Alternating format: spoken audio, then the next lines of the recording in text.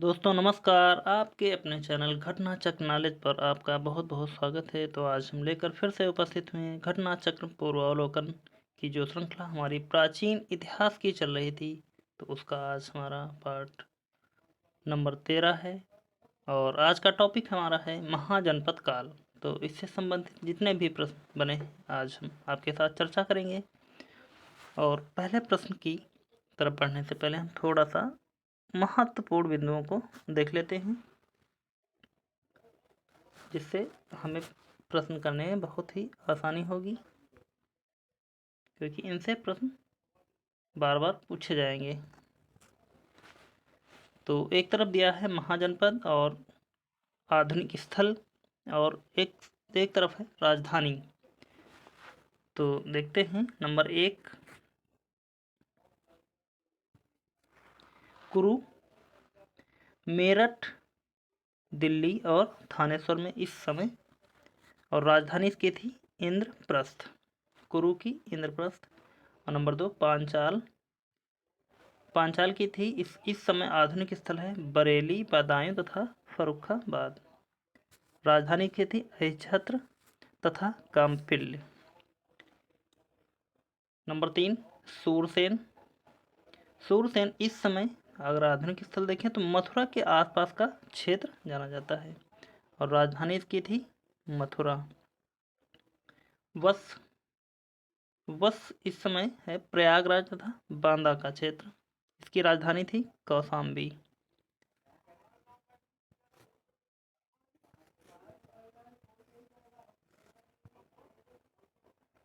Number 5, कौशल यानी कि अवध का क्षेत्र जो है अयोध्या मंडल का, इसकी राजधानी थी हमारी साकेत तथा श्रावस्ती। नंबर 6, मल्ल। यह क्षेत्र है हमारा देवरिया पड़ेगा, और इसकी राजधानी थी कुशीनगर और पावा। नंबर 7, काशी। इस समय जो वाराणसी का क्षेत्र है, इसकी राजधानी भी वाराणसी थी। नंबर 8, अंग। भागलपुर तथा मुंगेर जो आज का क्षेत्र है, यह चंपा इसकी राजधानी थी। अगले देखते हैं।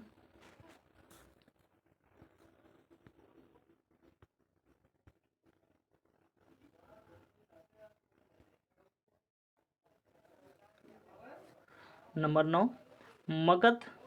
इसका दक्षिणी बिहार यानी कि पटना या गया जिला। गिरिब्रज अथवा राजगृह इसकी राजधानी थी। नंबर 10, वज्जी। मुजफ्फर तथा दरभंगा क्षेत्र है। मिथिला और वैशाली व जनकपुरी इसकी राजधानी थी। चेदी, यह बुंदेलखंड का क्षेत्र है। इसकी राजधानी थी सोथीवती। नंबर 12, मत्स्य यानी कि आज का समय अगर देखें, आज के समय में यह क्षेत्र कहाँ पड़ेगा, तो ये हो जाएगा जयपुर। इसकी राजधानी थी विराटनगर।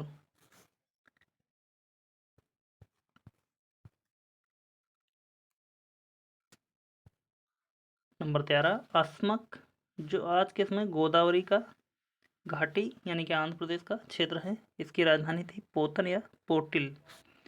नंबर 14, अवंती, पश्चिमी तथा मध्य मालवा क्षेत्र। इसकी राजधानी थी उज्जैनी तथा महिष्मती। नंबर 15, गांधार, पेशावर तथा रावलपिंडी पाकिस्तान क्षेत्र। इसकी राजधानी थी तक्षशिला। नंबर 16, कंबोज, दक्षिणी पश्चिमी कश्मीर तथा राजौर और हजारा क्षेत्र। इसका राजधानी थी राजपुर या हाटक। 16 महाजनपद हमने देखे, और इसके बाद में देखते हैं थोड़ा सा हम और जो इम्पोर्टेंट तथ्य हैं, उसके बाद में हम प्रश्नों को करेंगे। बौद्ध साहित्य के अनुसार बिंबिसार से नंदों तक के राजाओं का शासन काल, एक तरफ वंश का नाम है और राजा का नाम है और उसका शासन काल है। तो इनको पहले देख लेते हैं, उसके बाद में हम करते हैं प्रश्नों को। हर्यक वंश 544 से 412 ईसा पूर्व। इसमें बिंबिसार 544 से 492 ईसा पूर्व। अजातशत्रु 492 से 460 ईसा पूर्व। उदयन तथा उसके उत्तराधिकारी 460 से 412 ईसा पूर्व। शिशुनाग वंश, शिशुनाग इसका, और 412 से 394 ईसा पूर्व तक। शिशुनाग का 412 से 344 ईसा पूर्व तक चला था, यानी कि काकवाड़ था इसका अगला राजा। 394 से 366। काकवाड़ के 10 पुत्र के बारे में जानते हैं। 366 से 344 ईसा पूर्व। फिर आगे चला नंदवंश, 344 से 321 ईसा पूर्व। महापद्म नंद, उग्रसेन, और तथा उसके 8 पुत्र, यानी कि 344 से 321 वर्ष, 21 ईसा पूर्व तक। देखते अगला।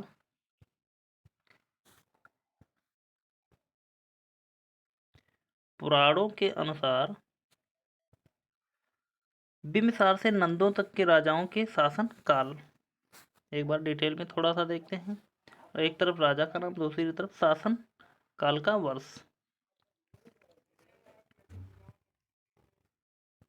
शिशुनाग 40 वर्ष, काकवाड़ 26, क्षेमधर्मन 36, क्षेमजित अथवा शत्रुजस 24, बिम्बिसार 28, अजातशत्रु 27,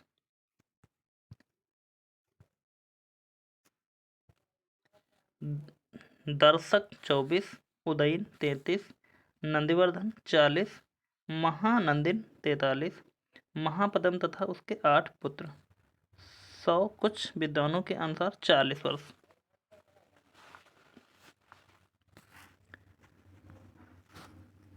तो बढ़ते हैं प्रश्नों की तरफ सीधे हैं।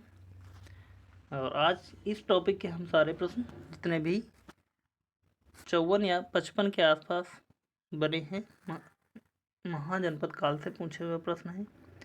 तो सभी प्रश्नों को हम लेकर आए हैं आपके सामने, और आप क्लास को स्किप मत करना और पूरी क्लास देखना, बहुत ही अच्छा लगेगा, क्योंकि यह प्रश्न सभी पूछे हुए प्रश्न हैं और बहुत ही प्रत्येक एग्जाम के लिए इम्पोर्टेंट भी हैं।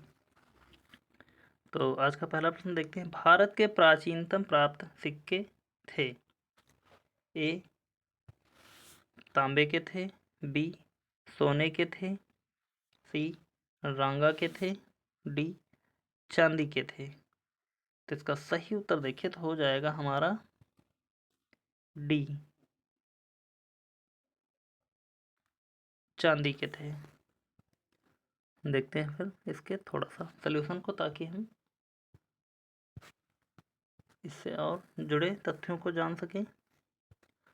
भारत के प्राचीनतम प्राप्त सिक्के आहा सिक्के या पंचमार्क सिक्के थे, जो चांदी के बने होते थे। इनके ऊपर ठप्पा देकर निशान बनाए जाते थे, इसलिए इन्हें आहा सिक्के या पंचमार्क सिक्के कहा जाता था।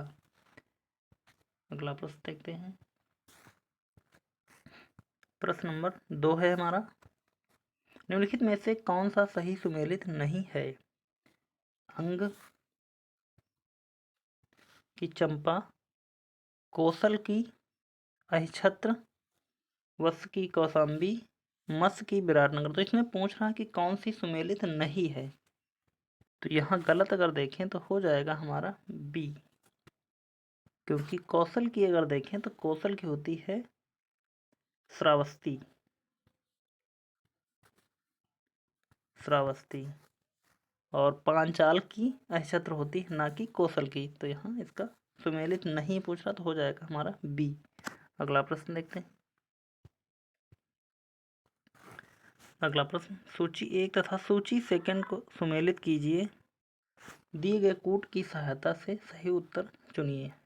सूची 1 में राजा दिया हुआ और सूची 2 में उसका राज्य। तो यहाँ अगर बी का देखते हैं पहला, और बी का अगर देखते हैं सबसे पहले, तो बी का उदयन का हो जाएगा वश, और बी का जब 2 होगा तो हमारे 2 ऑप्शन तो सबसे पहले कट जाएंगे। और उसके बाद में प्रसेनजित की अगर बात करते हैं तो हो जाएगा हमारा सी का 4 कौशल, और सी का अगर 4 देखें तो ये हमारा ए वाला भी ऑप्शन कट जाएगा। यहाँ हमारा निकल कर आ जाएगा सी वाला ऑप्शन। ए का 3,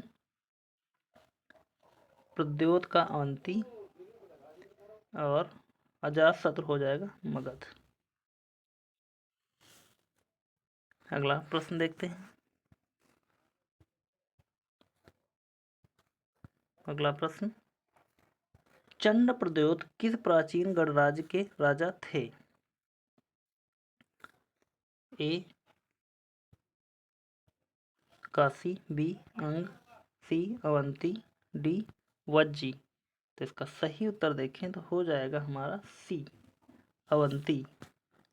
अगला प्रश्न, अगला प्रश्न हमारा, अभिलेखी साक्ष्य से प्रकट होता है कि नंद राजा के आदेश से एक नहर खोदी गई थी। ए अंग में, बी बंग में, सी कलिंग में, डी मगध में। तो इसका सही उत्तर हो जाएगा हमारा सी कलिंग में। अगला प्रश्न, उज्जैन का प्राचीन काल में नाम क्या था? ए तक्षशिला, बी इंद्रप्रस्थ। इसके अगले ऑप्शन देखते हैं तो ए सी अवंतिका, बी डी इनमें से कोई नहीं। तो इसका सही उत्तर की बात करते हैं तो हो जाएगा हमारा सी। अगला प्रश्न,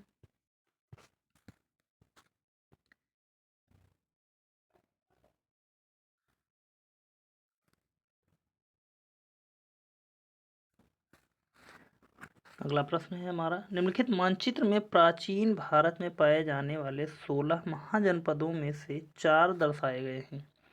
इनमें क्रमशः ए बी सी डी द्वारा अंकित स्थल है। यानी कि ए हमारा यह यहाँ हो जाएगा, बी और सी हमारा यह है और डी हमारा यह है। तो पूछ रहा है कि किस क्रम में ए बी सी डी द्वारा लगाए गए हैं। तो इनको हम लगाते हैं एक बार। तो अभी हमने जब क्वेश्चन इसके पहला वाला क्वेश्चन कर रहे थे तो अभी हमने बताया था कि मत्स्य की जो विराटनगर थी तो वो हमारा राजस्थान के जयपुर के आसपास पड़ेगा। और जब हमारा सबसे पहले मत्स्य होगा तो सूरसेन नहीं आएगा। और मत्स्य मत्स्य हमारा ए, तो बचेंगे हमारे ऑप्शन ए और सी बच रहे हैं। उसके बाद में अवंती दोनों जगह पर है, अवंती अवंती और वस दोनों, यानी कि ए बी सी तीनों हमारे यहाँ पर मिल रहे हैं। छेद यहाँ पर आएगा नहीं तो ए वाला कट जाएगा, अवंती आएगा। तो हमारा बचेगा ऑप्शन सिर्फ सी वस और अंग, डी सबसे लास्ट में आएगा यहाँ पर। तो इस प्रकार सही उत्तर हमारा सी हो जाएगा। अगला प्रश्न या इसका सलूशन देखते हैं एक बार। प्रश्नगत मानचित्र में ए बी सी डी से क्रमशः मत्स्य, अवंती, वस तथा अंग महाजनपद दर्शाए गए हैं। मत्स्य महाजनपद राजस्थान प्रांत के जयपुर क्षेत्र में बसा था। इसकी राजधानी विराटनगर थी। पश्चिमी तथा मध्य मालवा क्षेत्र में अवंती महाजनपद बसा हुआ था। इसके 2 भाग थे, उत्तरी अवंती राजधानी उज्जैनी तथा दक्षिणी अवंती राजधानी महिष्मती। आधुनिक इलाहाबाद तथा बांदा जिले प्राचीन काल में वस महाजनपद का निर्माण करते थे। कौशाम्बी इसकी राजधानी थी।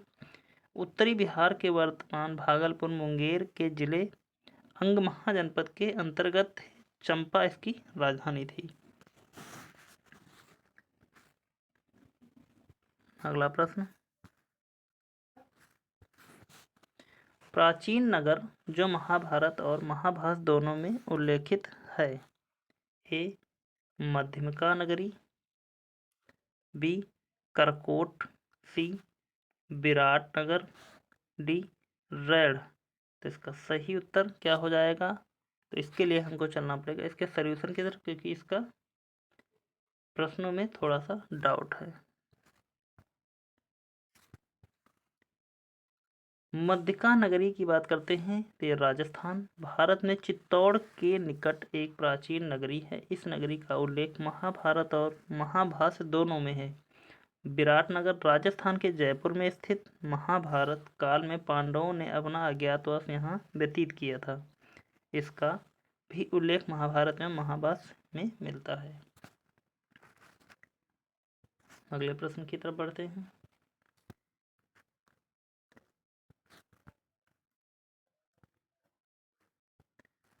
पाटलिपुत्र के संस्थापक थे ए उदयन, सी अशोक, बी बिंबिसार, डी महाजनपद। तो इसका सही उत्तर की बात करते हैं तो हो जाएगा हमारा ए उदयन। अगला प्रश्न,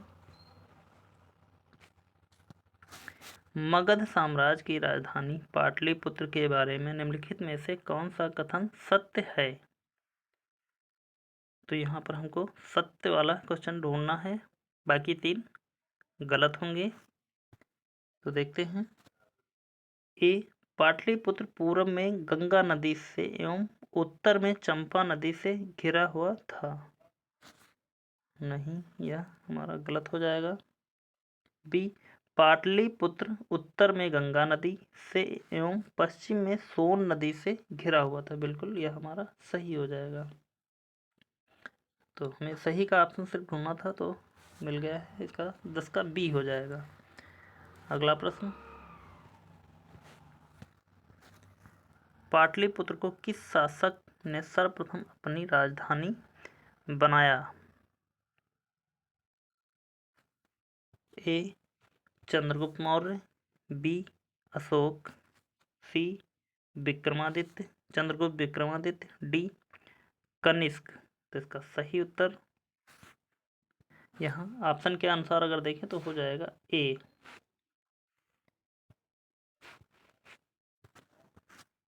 और इसका कंफर्म अगर देखें तो यहाँ पर इससे पहले कोई दूसरा राजा था, तो उसके बारे में देखते हैं। वस्तुतः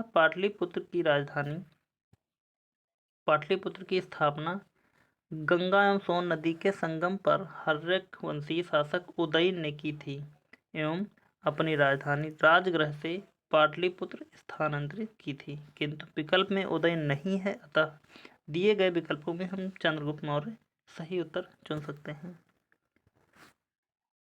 अगला प्रश्न देखते हैं। निम्नलिखित में से किस राजा ने पाटलिपुत्र बसाया था? तो अब यहाँ पर आया है, हमें ऑप्शन दिख रहा है उदयन, जैसा कि अभी हमने बताया आपको, तो हो जाएगा हमारा उदयन। अगला प्रश्न, किस शासक द्वारा सर्वप्रथम पाटलिपुत्र का राजधानी के रूप में चयन किया गया? ए अजातशत्रु, बी कालाशोक द्वारा, सी उदयन के द्वारा, डी कनिष्क के द्वारा। जिसने यहाँ पर राजधानी बनाया वह जिसने बसाया उसने ही इसको राजधानी भी बनाया था, यानी कि सी उदयन हो जाएगा हमारा। इसका अगला देखते हैं प्रश्न। अगला प्रश्न है हमारा, उदयन वासदत्ता की दंत कथा संबंधित है? ए उज्जैन से, बी मथुरा से, सी माहिष्मति से, डी कौशाम्बी से। इसका सही उत्तर की बात करते हैं तो हो जाएगा हमारा ए उज्जैन से। अगला प्रश्न,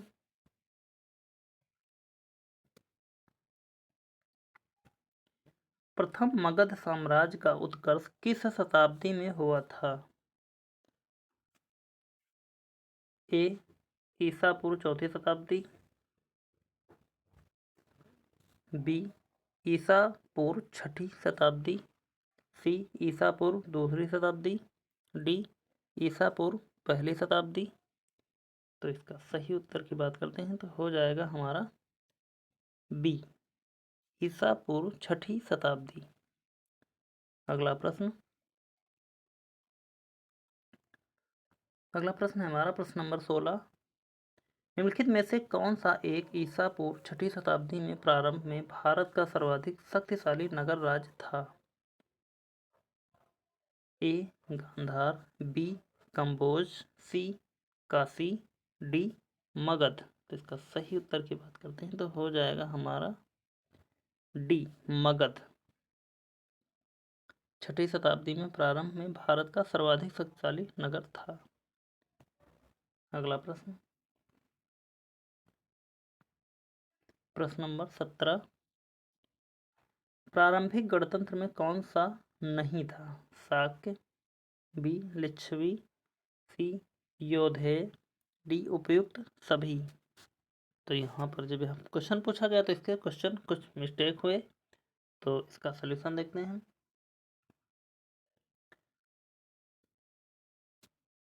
बुद्ध काल में गंगा घाटी में कई गणराज्यों के अस्तित्व के प्रमाण मिलते हैं, जो इस प्रकार हैं: कपिलवस्तु के शाक्य, सुमसमारगिर के भग्ग, नंबर 3 अलकप के बुली, नंबर 4 केसकत के कलाम, रामगाम के कोलिय, कुशीनगर के मल्ल, पावा के मल्ल, पिप्पली वन के मौर्य, वैशाली के लिच्छवी, मिथिला के विदेह। यौधेय गणतंत्र का पहला उल्लेख पाणिनि ने किया है। बाद में समुद्रगुप्त की प्रयाग प्रशस्ति में भी यौधेय गणतंत्र पर समुद्रगुप्त की विजय का सूचना प्राप्त होती है। इस प्रकार यह गणतंत्र 4वीं शताब्दी ईसा पूर्व से गुप्त काल तक विद्यमान था। अगला प्रश्न देखते हैं।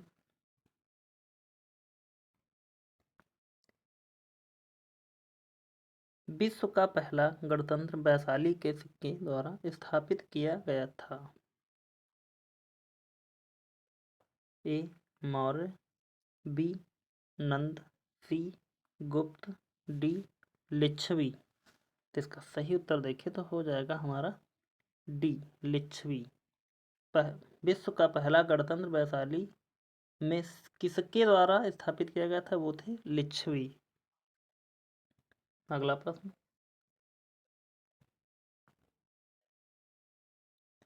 ईसा पूर्व 6वीं सदी में विश्व की प्रथम गणतंत्रात्मक व्यवस्था कहाँ थी? ए वैशाली, बी एथेंस, सी स्पार्टा, डी पाटलिपुत्र। तो इसका सही उत्तर की बात करते हैं तो हो जाएगा हमारा ए वैशाली। अगला प्रश्न,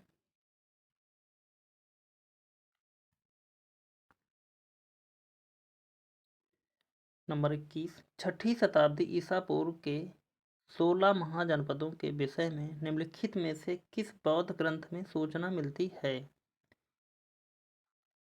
ए दीर्घ निकाय, बी त्रिपिटक, सी दीपवंश, डी अंगुत्तर निकाय।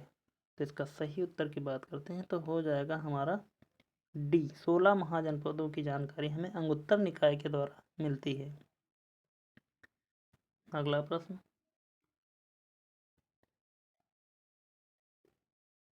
16 महाजनपदों की सूची उपलब्ध है महाभारत में, सी बी अंगुत्तर निकाय में। तो इसका अभी रिपीट हुआ क्वेश्चन तो हो जाएगा हमारा बी अंगुत्तर निकाय। अगला प्रश्न, निम्नलिखित में से कौन एक बौद्ध ग्रंथ 16 महाजनपदों का उल्लेख करता है? तो यह भी हमारा हो जाएगा ए अंगुत्तर निकाय। ए अंगुत्तर निकाय। अगला प्रश्न,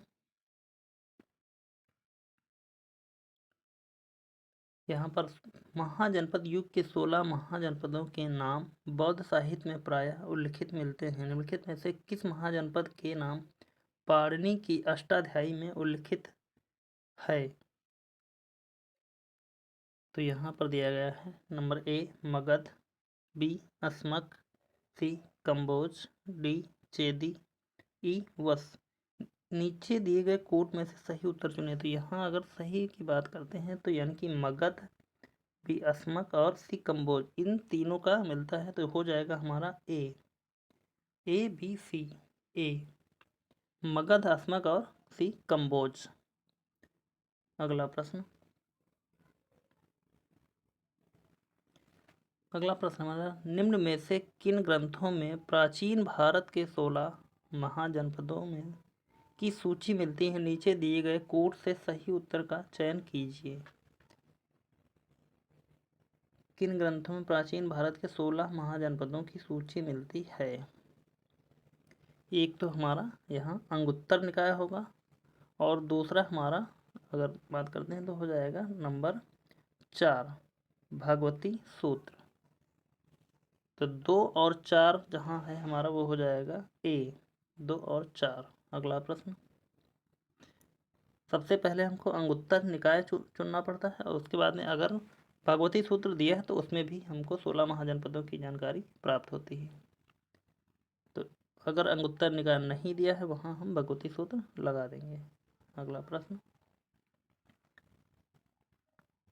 है हमारा 26 नंबर, महाभारत के अनुसार उत्तरी पांचाल की राजधानी स्थित थी? ए हस्तिनापुर में, बी इंद्रप्रस्थ में, सी अहिछत्र में, डी मथुरा में। तो इसका सही उत्तर की बात करते हैं तो हो जाएगा हमारा सी अहिछत्र में। अगला प्रश्न, 16 महाजनपदों के युग में मथुरा इनमें से किसकी राजधानी थी? ए वज्जी, बी वत्स, सी काशी, डी सूरसेन। तो इसका सही उत्तर की बात करते हैं तो हो जाएगा हमारा डी सूरसेन। अगला प्रश्न देखते हैं। अगला प्रश्न है हमारा 28 नंबर, चंपा किस महाजनपद की राजधानी थी? ए मगध, बी वज्जी, सी कौशल, डी अंग। UPROARO में 2014 में पूछा हुआ प्रश्न है। तो चंपा की बात करते हैं तो सही उसका उत्तर होगा हमारा डी, चंपा अंग की राजधानी थी। अगला प्रश्न,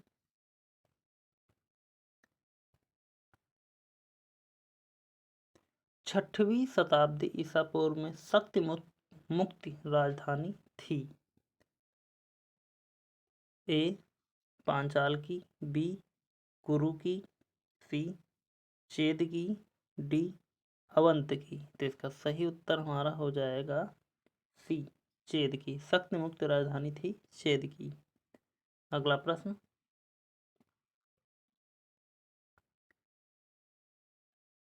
गोदावरी नदी के तट पर स्थित महाजनपद था? ए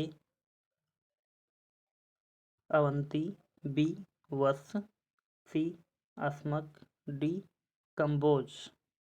तो इसका सही उत्तर की बात करते हैं तो हो जाएगा हमारा सी अस्मक। गोदावरी नदी के तट पर हमारा जो स्थित था महाजनपद वह था अस्मक। अगला प्रश्न, मगध की राजधानी कौन सी थी?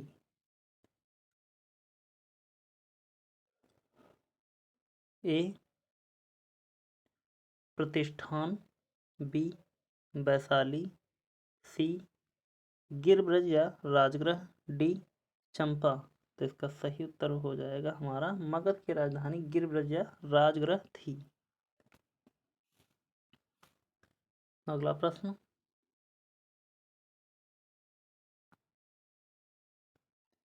मगध की प्रारंभिक राजधानी कौन सी थी? ए पाटलिपुत्र, बी वैशाली, सी राजगृह या गिरब्रज, डी चंपा। तो इसका सही उत्तर देखिए तो हो जाएगा हमारा सी राजगृह या गिरब्रज। अगला प्रश्न,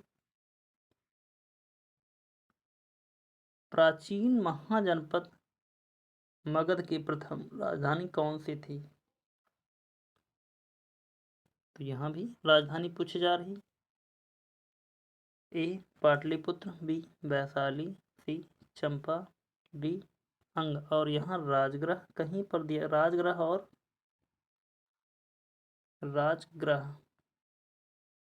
और गिरब्रज नहीं है। तो यहाँ पर हम उपयुक्त में से कोई नहीं, उपयुक्त में से एक से अधिक, यानी कि उपयुक्त में से कोई नहीं हम ऑप्शन चुन सकते हैं। 34 का हो जाएगा ई। अगला प्रश्न,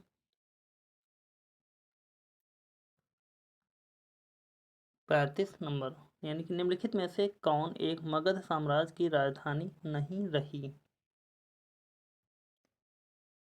ए गिरिब्रज थी, बी राजगृह भी थी, सी पाटलिपुत्र और कौशाम्बी में अगर देखें तो कौशाम्बी कभी नहीं रही।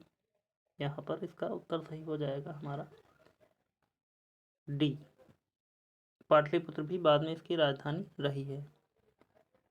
अगला प्रश्न 36 नंबर दिया हुआ है हमारा। प्राचीन श्रावस्ती का नगर विन्यास किस आकृति का है? ए वृत्ताकार, बी अर्धचंद्राकार, सी त्रिभुजाकार, डी आयताकार। तो इसका सही उत्तर की बात करते हैं तो हो जाएगा हमारा बी अर्धचंद्राकार। प्राचीन श्रावस्ती का नगर विन्यास अर्धचंद्राकार का था। अगला प्रश्न हमारा है 37 नंबर। मगध के किस प्रारंभिक शासक ने राज्यारोहण के लिए अपने पिता की हत्या की एवं स्वयं इसी कारणवश अपने पुत्र द्वारा मारा गया? ए बिंबिसार, बी अजातशत्रु, सी उदयन, डी नागदशक। तो इसका सही उत्तर की बात करते हैं तो यहाँ हो जाएगा हमारा बी अजातशत्रु ने बिंबिसार की हत्या की थी। अजातशत्रु ने बिंबिसार की हत्या की और अजातशत्रु ने बिंबिसार की हत्या की और उदयन ने अजातशत्रु की हत्या कर दी।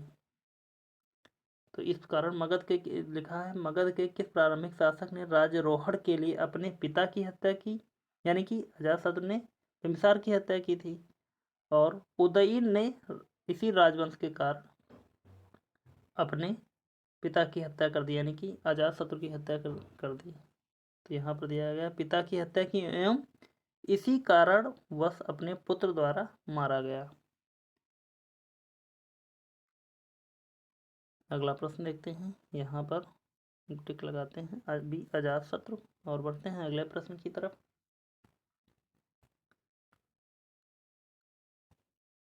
अजातशत्रु के वंश का नाम क्या था? ए मौर्य, बी हर्यक, सी नंद, डी गुप्त। तो इसका सही उत्तर की बात करते हैं तो हो जाएगा हमारा बी अजातशत्रु हर्यक वंश का था। अगला प्रश्न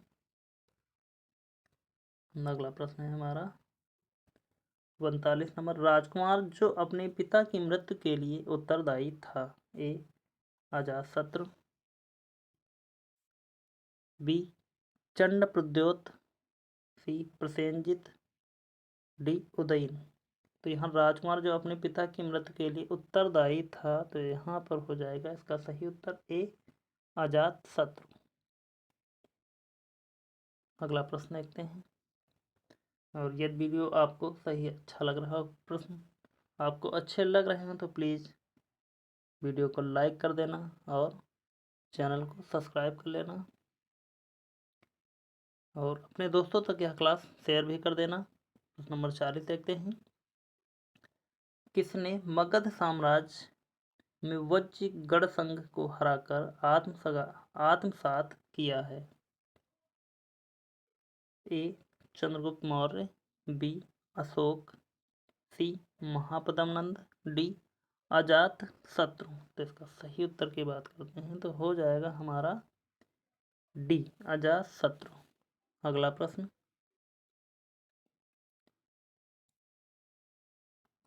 है हमारा 41 नंबर। मालवा क्षेत्र पर मगध की सत्ता का विस्तार निम्न में से किसके शासनकाल में हुआ था? ए बिंबिसार के,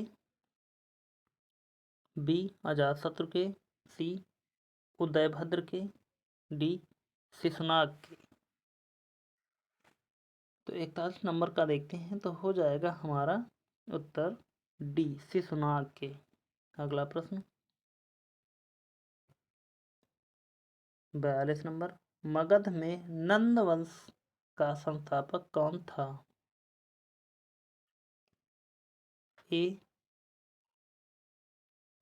महापदम नंद, बी घनानंद, सी नंदीवर्धन, डी महानंदिन। तो इसका सही उत्तर देखें तो हो जाएगा हमारा ए। मगध में नंद वंश की स्थापना की थी महापदम नंद ने। अगला प्रश्न,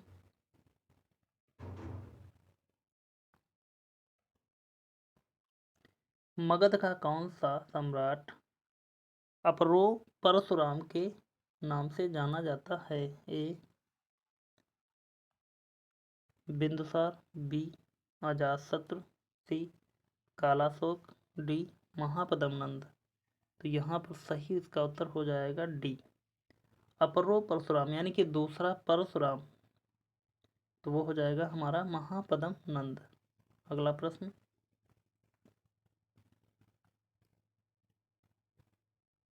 वाराणसी को निम्नलिखित में से किसने अपनी द्वितीय राजधानी बनाया था? ए अजातशत्रु, बी कालाशोक, सी महापदम नंद, डी शिशुनाग। तो यहाँ पर चारों ऑप्शन में कुछ डाउट है, तो इसका हम सलूशन देखते हैं। दिया है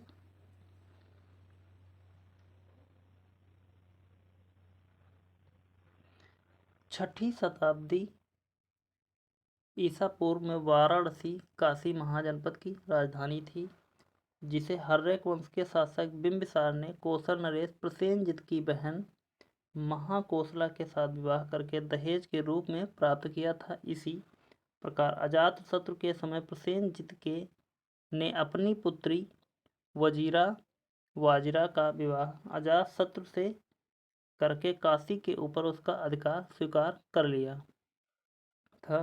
कालांतर में शिशुनाग ने जब गिरिब्रज को अपनी राजधानी बनाई,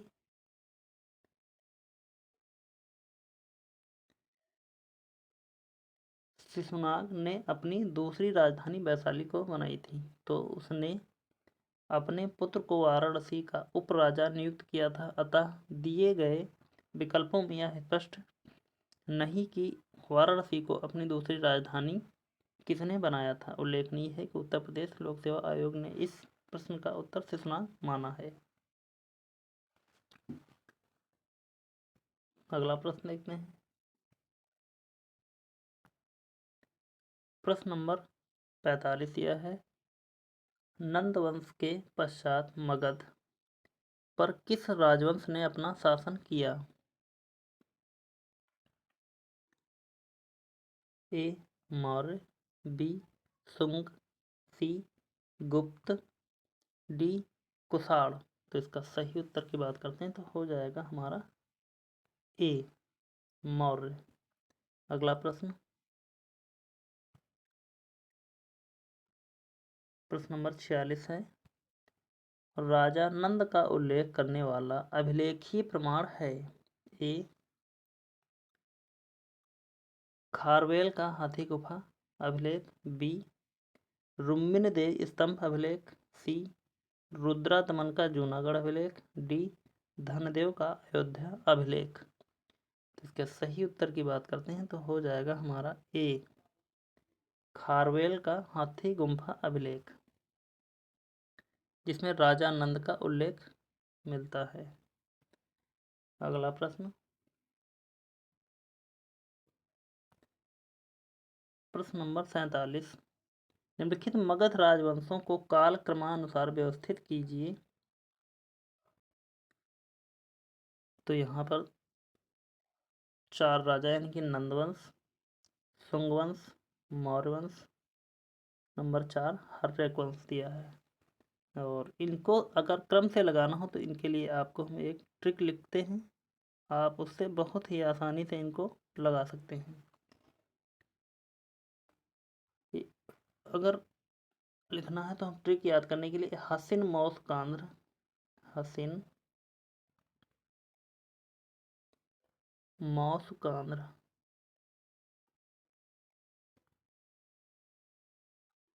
कांद्र याद करते हैं तो इससे हम आराम से याद करने में सफल हो जाएंगे। देखते हैं, हा से हो जाएगा हमारा हर्यक वंश, सा से हो जाएगा शिशुनाग वंश, शिशुनाग वंश, ना से हो जाएगा नंद वंश, नंद वंश, मा से हो जाएगा मौर्य वंश,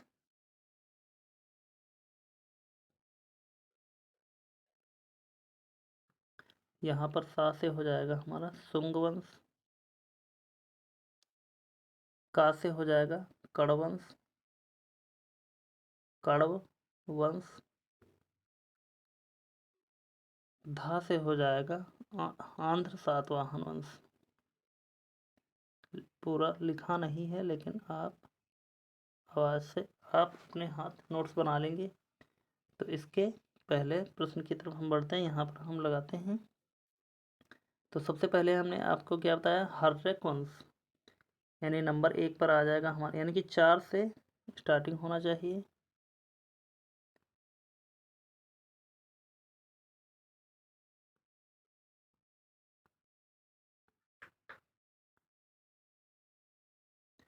नंबर 4 पर होगा। पहले 4 से स्टार्टिंग हुई तो 4 फिर होना चाहिए।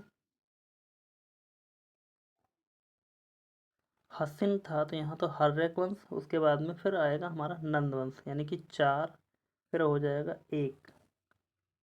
4 1 की बात करते हैं तो ऑप्शन बी में हमारा सही हो जाएगा। फिर हो जाएगा मौर्य वंश और उसके बाद में शुंग वंश। अगला प्रश्न, अगला प्रश्न हमारा दिया हुआ है, गौतम बुद्ध के समय का प्रसिद्ध वैद्य जीवक किसके दरबार से संबंधित था? ए बिंबिसार, बी चंड प्रद्योत, सी प्रसेनजित, डी उदयन। तो इसका सही उत्तर की बात करते हैं तो हो जाएगा हमारा ए बिंबिसार। अगला प्रश्न, निम्नलिखित कथन ए और बी को पढ़ें और नीचे दिए गए कोटों में से इसका सही उत्तर का चयन कीजिए। दिया है ए, विश्व के सभी भागों में ईसवी पूर्व 6वीं शताब्दी एक महान धार्मिक उथल पुथल का काल था। बिल्कुल सही है। बी, वैदिक धर्म बहुत जटिल हो चुका था। यह भी हमारा बिल्कुल सही है। तो यहाँ दिया है ए में ए और बी दोनों गलत हैं, नहीं।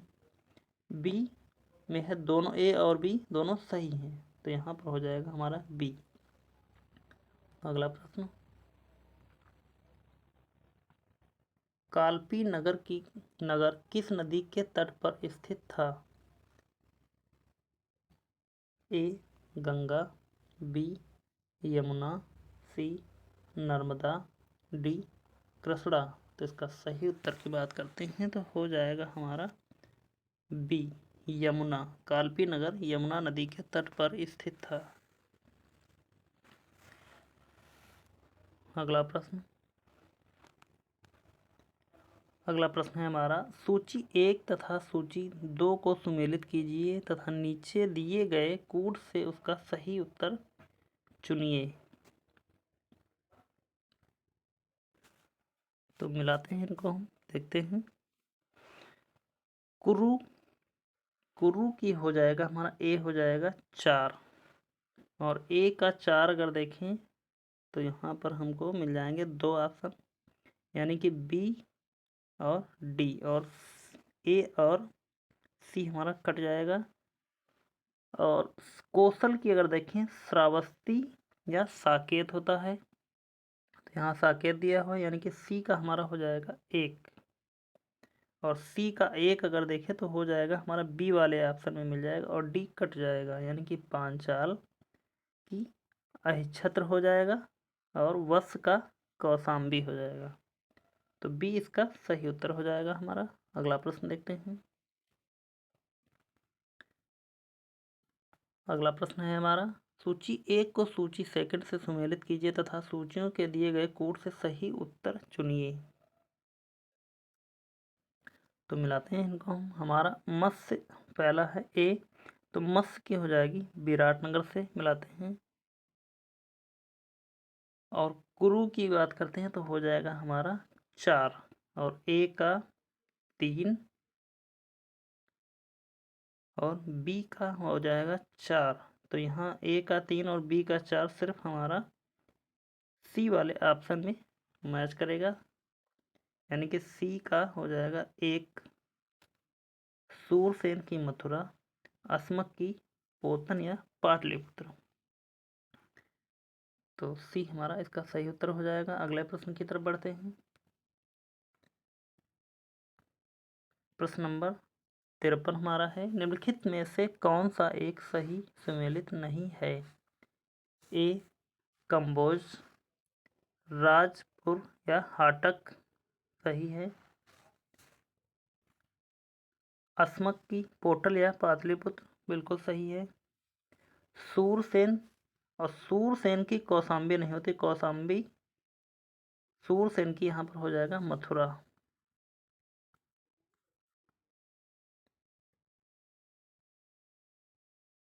अगला प्रश्न देखते हैं, कौशल का श्रावस्ती, यह भी सही है, तो यहाँ हमारा सी वाला सुमेलित नहीं है। अगला देखते हैं। अगला प्रश्न है हमारा प्रश्न नंबर 54, वर्तमान उत्तर प्रदेश में भारत के प्राचीनतम 16 महाजनपदों में से कुल कितने महाजनपद स्थित थे? ए 06 यानी कि 6 और 7, सी में 8 और डी में 9। तो इसका सही उत्तर देखें तो वर्तमान उत्तर प्रदेश में भारत के प्राचीनतम 16 महाजनपदों में कुल 8 महाजनपद थे। अगला प्रश्न, प्रश्न नंबर 55 दिया है हमारा, निम्नलिखित में से कौन सा एक कथन प्राचीन भारत की श्रेणी व्यवस्था के बारे में असत्य है? ए श्रेणी व्यापारियों और कारीगरों का संगठन थी, बिल्कुल सही है। बी उत्पादित वस्तुओं की गुणवत्ता और कीमत संबंधी श्रेणी द्वारा निर्धारित की जाती थी, यह भी सही है। श्रेणी अपने सदस्यों के आचरण पर भी नियंत्रण रखा करती थी, बिल्कुल सही है। नंबर 4 डी में दिया है, श्रेणी व्यवस्था मात्र उत्तर भारत में प्रचलित थी, नहीं, यह गलत है, केवल उत्तर भारत में प्रचलित नहीं, इससे ज़्यादा में थी। तो आज के प्रश्न यहीं पर कंप्लीट होते हैं। तो उम्मीद करता हूँ कि आपको क्लास अच्छी लगी होगी। यदि कहीं पर त्रुटि होती है तो आप कमेंट करके आप हमें बता सकते हैं। तो यदि चैनल को सब्सक्राइब नहीं किया है तो प्लीज़ सब्सक्राइब करें और वीडियो को लाइक कर दें और अपने दोस्तों तक शेयर भी कर दें। तो मिलते हैं फिर अगले वीडियो में, तब तक के लिए धन्यवाद। जय हिंद।